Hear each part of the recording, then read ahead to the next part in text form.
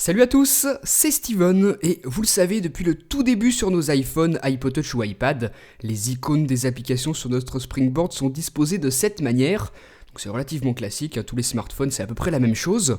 Par contre, sur l'Apple Watch, la montre connectée qu'a présentée Apple en septembre dernier, eh bien vous voyez que c'est vraiment différent, les icônes sont rondes, on n'a plus de pages, il est possible d'avoir ça sur iPhone si vous l'avez jailbreaké. Donc si ça vous intéresse, sur Cydia on va utiliser un tweak qui s'appelle Watch Spring, comme ceci. Donc il est encore en cours de développement, il n'est pas parfait, il y a encore pas mal de petits bugs. C'est pour ça qu'il n'est pas encore disponible sur les sources par défaut, il faudra que vous ajoutiez celle que je vous ai mis dans la description de la vidéo, et qu'ensuite une fois installé vous recherchez Watch Spring. Donc voilà, ajoutez la source et ensuite installez le tweak, vous confirmez et une fois que c'est fait, voilà à quoi ressemble votre Springboard.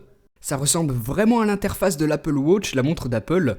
Toutes mes icônes sont éparpillées sur mon Springboard et il n'y a plus du tout la notion de page ou de dossier. Toutes mes icônes sont ici et vous voyez que je peux déplacer l'écran avec le doigt pour naviguer parmi mes icônes.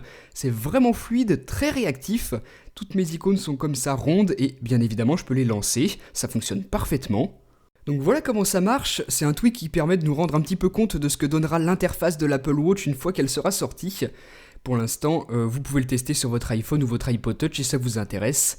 Et là, je vais aller changer le fond d'écran pour vous montrer ce que ça donne. Ça peut être sympa aussi avec un fond d'écran différent. Là, j'en avais un sombre, je vais prendre celui-ci qui est beaucoup plus clair, on va voir ce que ça donne. Tiens, d'ailleurs, je vois qu'on peut laisser activer le fond d'écran dynamique. Et ensuite, voilà mon nouveau fond d'écran avec toujours l'interface inspirée de l'Apple Watch. Donc un tweak vraiment sympa si vous voulez le tester.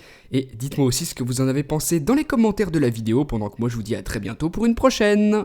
Salut!